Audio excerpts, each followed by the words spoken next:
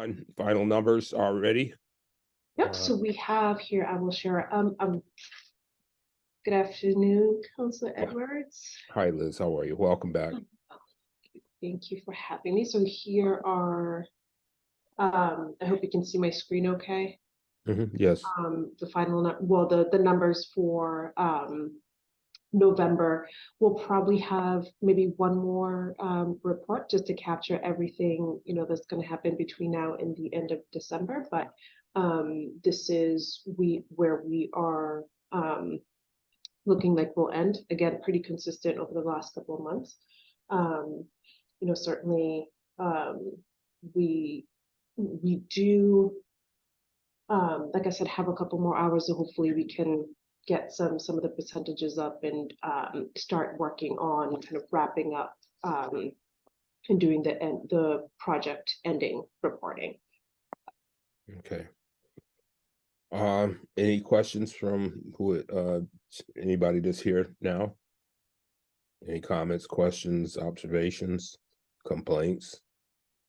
No, the only thing I've been trying to figure out, or if it's even necessary, it's when the projects are waning and down to a punch list and things of that nature, the numbers drop off considerably, and that's because the work drops off considerably. But that, I don't think that's a fair representation of the strength of the project when it's at the end of the project, if that makes sense. Yeah, it does make sense. Understand it, appreciate it. And I guess when the project's complete, whatever the final numbers are would be most interesting to see what the final numbers are or for the overall project. And it wouldn't make a lot of judgments about where they stand now. The school's up, it's operating. I'm sure that they're being called in because somebody found a piece of metal that wasn't shaved down correctly, or something is not quite as flush as it should have been, or just finishing things that were missed as they were rushing to get the school open for operational purposes. We're joined by Council Whitfield. We still have no quorum because we still are lacking one member, but welcome, Council Whitfield. Yeah. Do you have any questions for the committee? We just went over the most recent numbers for the Barry Swan, which is at the punch list segment. Liz, could you just throw that up there real quick? Absolutely. For her. Just being conscious that we're going to wrap this up at 1:30 because at least two people in here will leave. If you could just run over these numbers or give her some idea, update her. She has a very serious interest in what we're trying to do. Yep. Give me 1 second, Counselor, because my laptop is dying. I'm just getting my charger. Sure.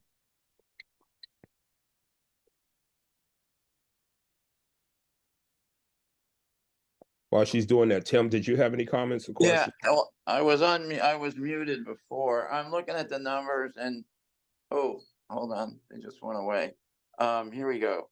So our goal see if I'm reading it right. Our minority goal was 20%, and we're at 31%.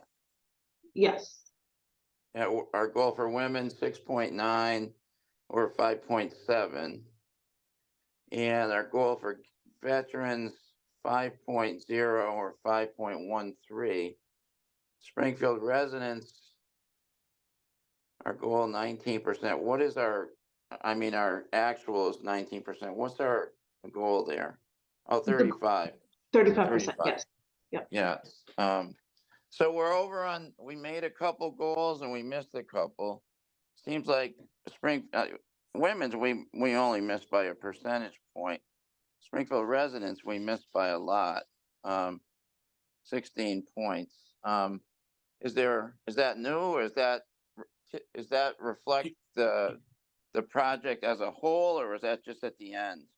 So the if I may, Liz, the Springfield residents number, we've had conversations about this plenty of times, and the residents in and around the Commonwealth, whether it's Worcester, Boston, Springfield, the larger municipalities, they're not getting 20%. 20% is actually very good for the commiserate comparisons as far as the municipalities in Springfield go. And just to reiterate, we've talked about this a few times. Worcester not only has Worcester proper, but every other suburb that touches Worcester, they can utilize as far as their REO numbers are concerned, and they're still not meeting their goals. So it's not to point out anything about Worcester, but it's just to say that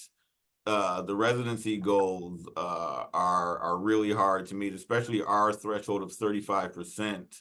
I've researched it. I haven't seen it anywhere in the Commonwealth, anybody reaching 35%. 20 is around the highest. And so that's just my observation. I'm not speaking to the disparity study or what our goals are. I'm just letting you know the facts around the state. Yeah. Do you know what Boston gets? Less than Springfield and Worcester, but I can go pull that up for you. No, I mean, no, it's more just informational. Like, I don't care about their exact percentage. Just are they struggling with the same thing? Oh, Yeah. mightily, worse than we are. So what does that say? That people are employed? I mean, the unemployment rate is incredibly low. So maybe the people were going. Well, when you look at tradecraft in the trades, there are an inordinate amount of jobs that are not filled. So maybe our goal. So I don't know. The strategy on goals. If when we set that goal, I don't know. Things it was probably harder to get jobs. But I just wonder at what point would we evaluate and say the goal is not realistic, still keep the goal and just have be understanding of it, because it's off by a lot, really. The other ones are fine. We made 2 and one's off by a percentage point, but it just, I don't know if that's being what's happening in the world that you're in, Shay. I can bring the exact figures to the next meeting. And if it's a conversation that the committee would like to have, I'm definitely open to it. But again, we came close to 35% on Brightwood Lincoln at a certain point in time during the project, but as far as throughout the project in the final project reports, no. And I've looked at, like I've said, Worcester, Boston, other municipalities that have similar mechanisms that act as the REO, and the residency participation is similar or much less. Yeah. So given that, do we adjust the goal? Do we hold a meeting with other employment people? Do we, what do we do as a result? Do we meet with the other municipalities? Do we run training programs? What is it that, that's what I'm not interested in having that conversation right now, but if it's a perennial problem, we should, have some sort of action plan for what we're trying to do. I agree. Yeah. What is the goal in Worcester, Liz? So for the Doherty Memorial High School project, that is 25%, but that's just because it's a different type of project. But for the other tax incentive projects, that goal is 50%, and that encompasses the towns that touch the city. So we don't do that here, do we, Liz? No, it's just Springfield proper. So why does that happen in Worcester? Is it because it's considered, those towns are considered, almost like part of Worcester? Or, I mean, Worcester's Like- bigger like- than Springfield, so I mean, you have that as well, right? Springfield's about $1.50, Worcester's about 2, right? So like you have even 50,000 more residents to add to that on top of the adjacent communities that are able to be encumbered in the numbers as well. Yeah, I mean, to me, that would be something, Shay, you could maybe look at this month or something and come back and, just look at it a little deeper and see what's happening. And so we can have a strategy for what to do. I can do that. I'm not, the thing is to be focused on the number of 30, and what the number is in adjusting the number down so that it makes it sound better doesn't really solve the problem. The real problem is a gap between those who are unemployed and the opportunities to be employed. And so even if we lowered the numbers down so that it sounded better, those people would still be unemployed. So I don't have a solution as to how to fill the gap between chronically unemployed, those without the skill sets or not married into the system enough to be able to be employed. But that's the real problem. So even if you lower the number from 35 down to 20%, you would still have people unemployed out on the street that should be working. The other thing is that when you look at Worcester and their ability to take in numbers from the surrounding communities, we could inflate our numbers as well, I would assume, if we added on West Springfield, Chicopee, Holyoke, and even at East Springfield, East Longmeadow. If we encompassed all those outside communities, it would certainly improve the numbers, but numbers are easily manipulated. And the reality is that if we really wanted our community to thrive and be better, more people employed. I buy into the philosophy that the best way for a young person to be healthy is for his dad and mom to be viably employed.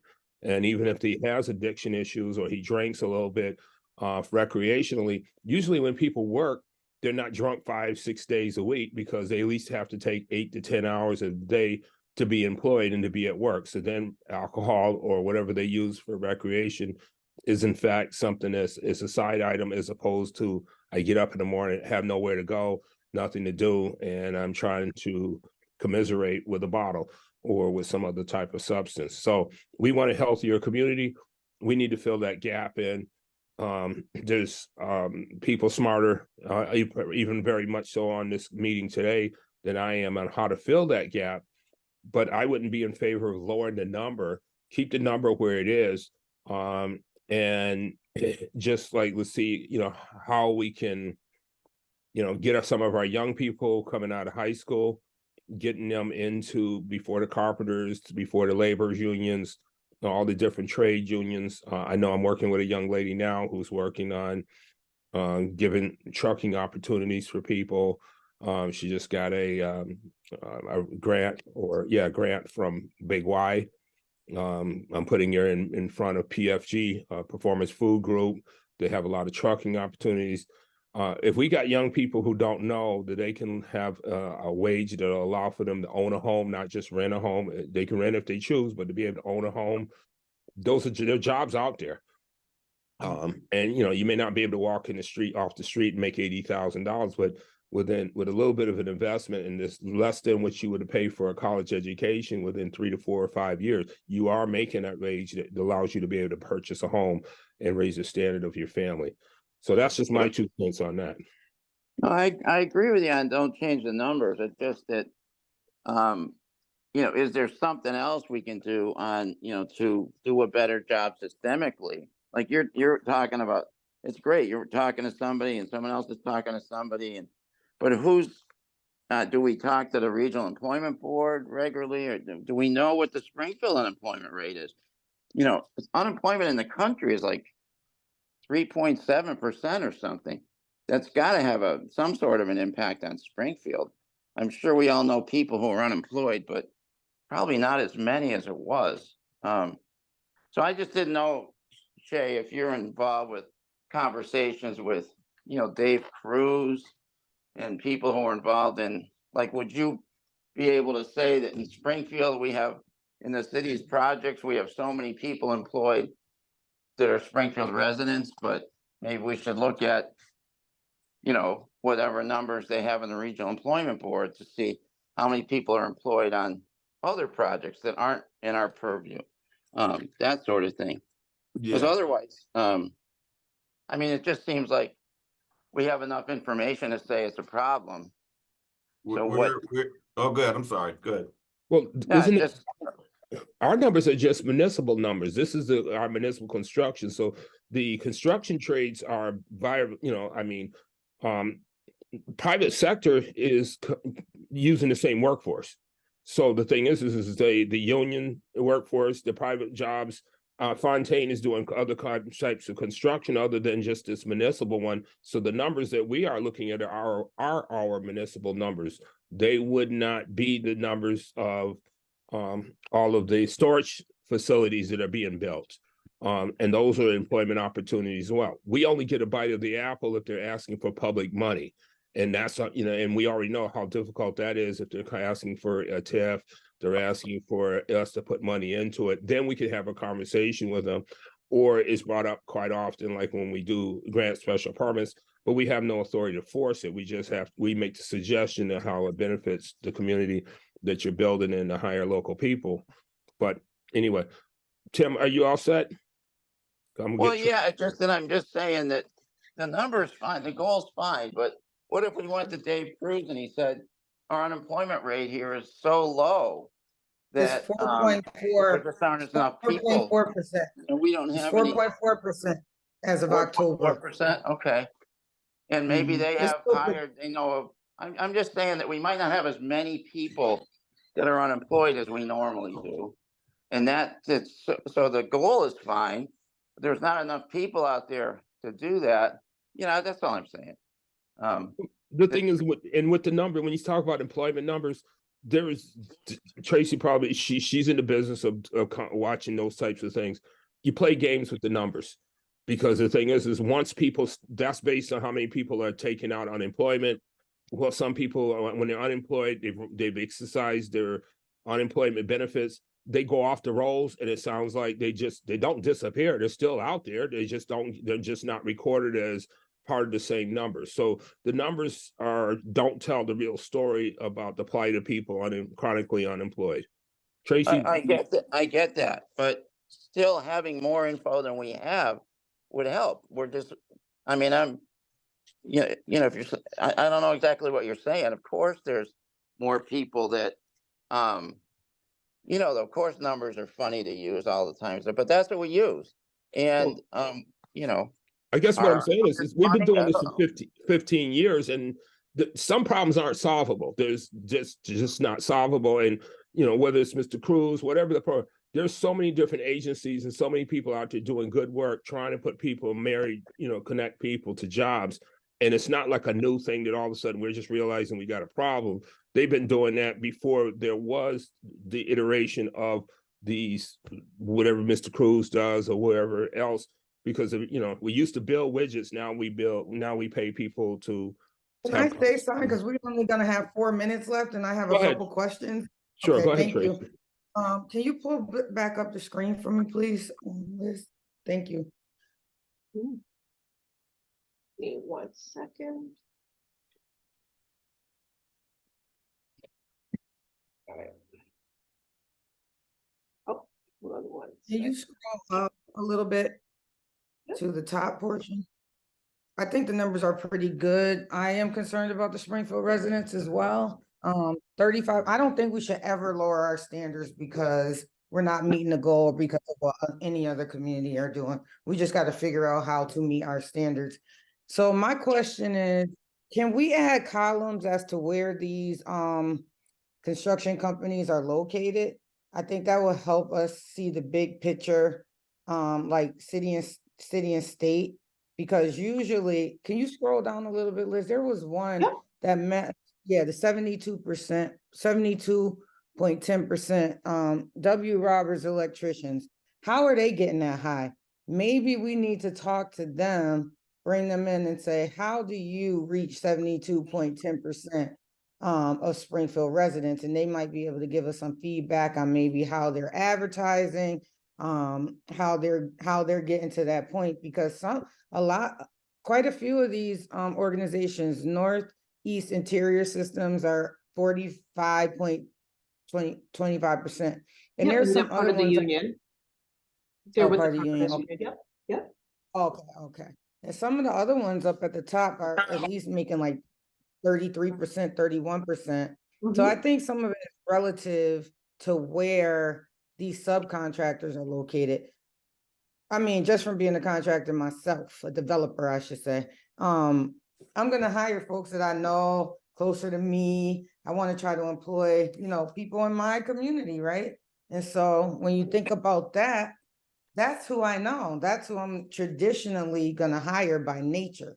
And so maybe if we look at where our subcontractors are coming from and maybe give them some ideas on how they could promote locally in Springfield, that might help. And we might be able to get some of that feedback from some of these companies that are very, very close to the goal or exceeding the goal. Yep. No, absolutely. We can go ahead and add where the companies are from, both state and city. I will say that we did have, a few folks who we actively worked with and, were able to connect them with, be it women, be it residents, wherever, they needed a little bit more support for their participation numbers. So just, across the board, I mean, I feel very confident in saying that, people knew how seriously the city was taking these goals.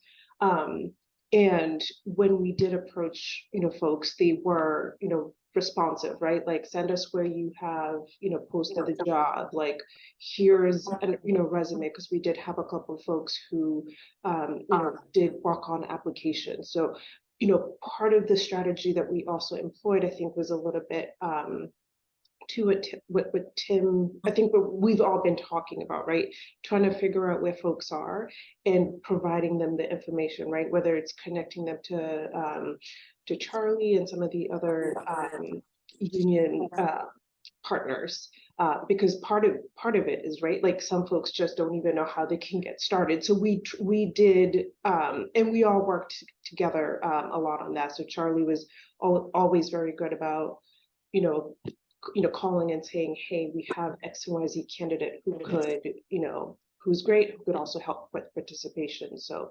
I gotta go. Excuse me, Liz. I didn't mean to no, no, interrupt. I gotta no, get go ahead. going. I'll see you guys.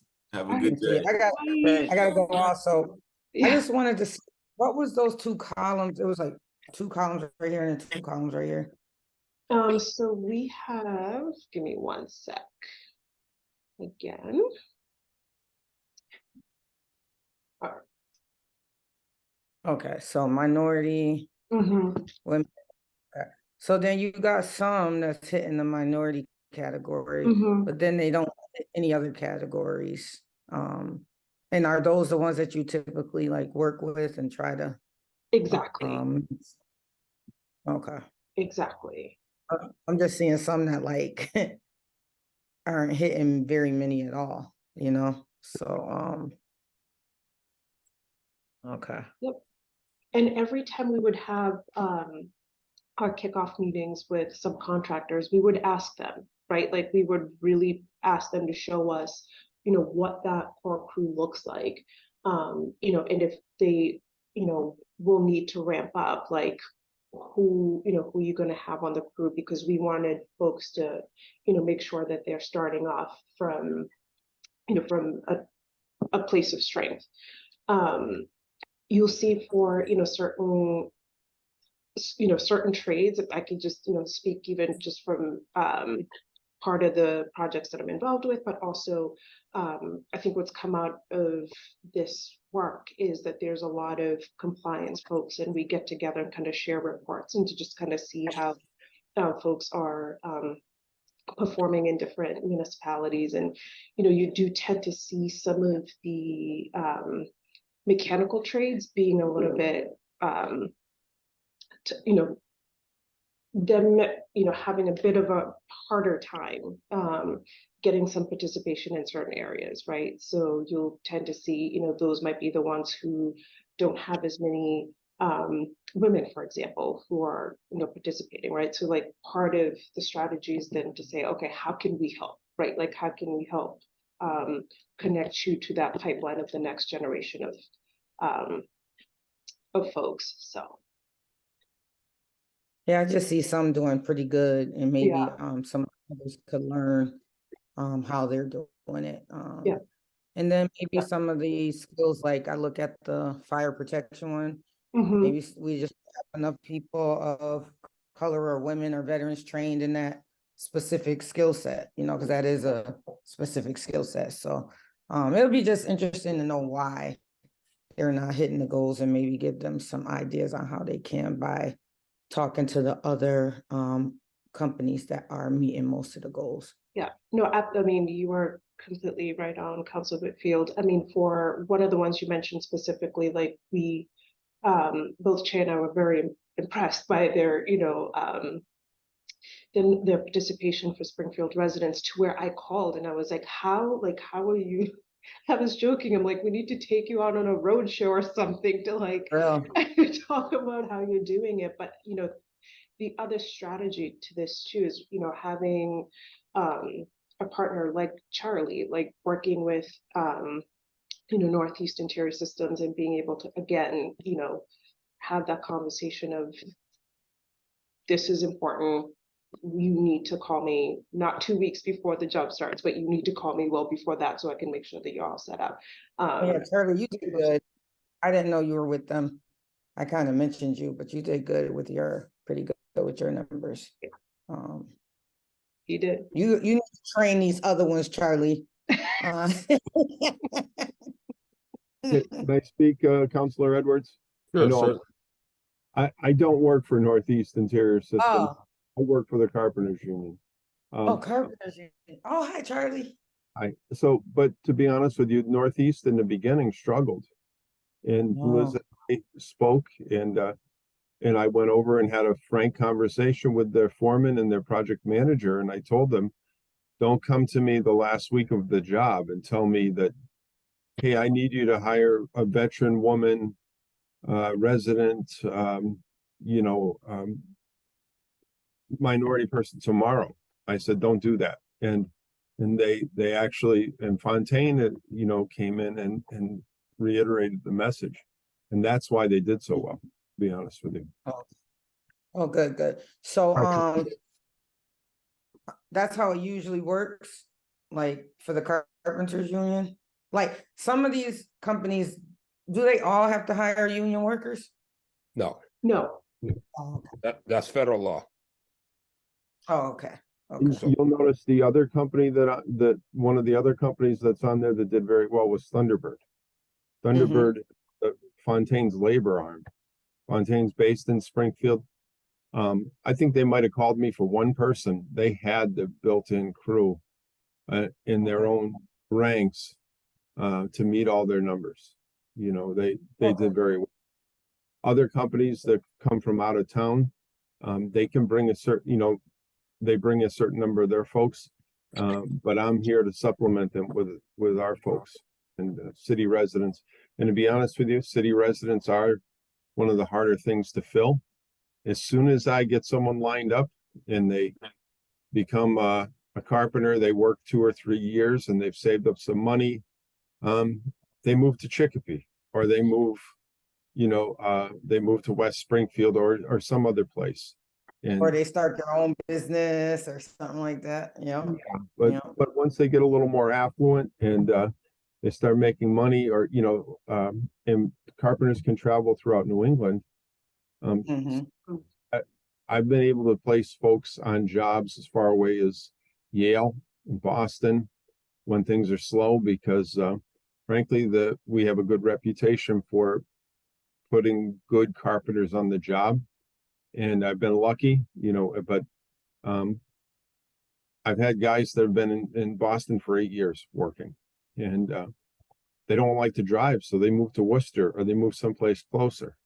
But they came out of Springfield, they got trained, they got an opportunity through our contractors and a little help from us, and they got trained and they moved on. People follow the money, construction. That's something that we could do, Counselor Edwards, like track some of the folks that started in the Springfield unions and then moved away for better opportunity. Maybe we can count something like that because they got their start here and their training here. Well, we could, I mean, tracking it wouldn't, I mean, the reality is that we're a stepping stone city. If you, what you see happening in Springfield compared to the surrounding communities is that we have bus service. When you're starting off, or you just moved out of your mother's house, you just graduated from high school, you're trying to live on your own, you don't move to the suburban communities where you don't have the resources to be able to get around the city. So I mean, I call it the 15-minute rule. If you have even if you have a car, you only need 15 minutes to have a choice of 5 different big Ys to shop from. Because you can be in 16 acres in 15 minutes. You're in East Springfield, 15 minutes. You're on the East Long Meadow line. And one of the things is, as what I mean by a stepping stone city is that you come here for the resources and the services that you need in order to get yourself established. And as soon as you do get established, and as you start to have a family, the first 5 years that you have a family, you're not that concerned about the school system, or you're not that concerned about whether the kids are outside by themselves playing or not, because they're under your foot. But once you start to have to send them out away from your home and you're out of your eye of sight, now you want them in West Springfield, you want them in Agawam, you want them in Long Meadow, you want them East Long Meadow, if you have that type of thing. So we're a stepping stone community in the sense that some people put roots down here because this is where they're from, or they put roots down here and this is where they want to stay. But as they start to expand, they usually are looking for a place where, the more you're going to find more manicured lawns. I mean, we have those neighborhoods. I mean, if you go out to Island Pond Road, that's one of those neighborhoods. There's parts of East Springfield. Atwater certainly is one of them. There's a difference between East Forest Park and the central area of Forest. I mean, Johnson Street, Wilmot Street, that's not the people who you'll find at the Forest Park Civic Association meetings complaining about whatever is going on in the community. But yet we're all residents of the same city. So the thing is, it's more complicated than just that. I may come to Springfield because that's where resources are. When I don't have a car, I can get on a bus. When I need to get groceries or whatever, I can walk to a convenience store to get whatever I need. But as soon as I earn enough money, I start to move away. Well, those are whole other issues. We got to figure out how to keep our people. But they're all complicated, and that's the thing. Yeah. It's all part of the contributing factors that we have dealt with over the last decade of trying to deal with stuff, because you do come to Springfield, and if you want to be a carpenter, you come to Oakland Street, you sign up to be a carpenter, you go through an apprentice program, you get trained, they get you on jobs, and then as you get experience enough, you have the option to move off to somewhere else, but you're also making a better wage, and you want to live somewhere where it's a little less urban. The noise is a little lower. We got to figure out how to keep our families here. And I know that folks had to go, but I also had to go. I had a 1:30, but I just wanted to ask those couple questions. Sure. Charlie, Liz, thank you for the great work that you're doing, counselors. Thank you for being on top of this every month. And you're welcome to be here anytime, and any other counselors. I do look at the information and I try to join when I get a chance from work. Thank you for being here. We appreciate it. Anybody else, Tim? Anybody else had anything they want to offer? No, I'm all set. Appreciate all you, set. Tim. And Fiore I talked to Fiore an hour ago. He said he was going to be here. I don't know what happened. Maybe he's just got caught up in some things. And I apologize. We had without quorum, we don't vote on minutes or establish anything formal. So this meeting essentially today was just informational, which typical anyway, but I do appreciate all of you. We probably won't meet again until late January. But that being said, happy holidays. Be safe to everybody. It's a crazy world, so it's not what you do, it's what they do to you. And I send out thanks and sincere gratitude to the council staff and to Focus Springfield for helping facilitate this meeting.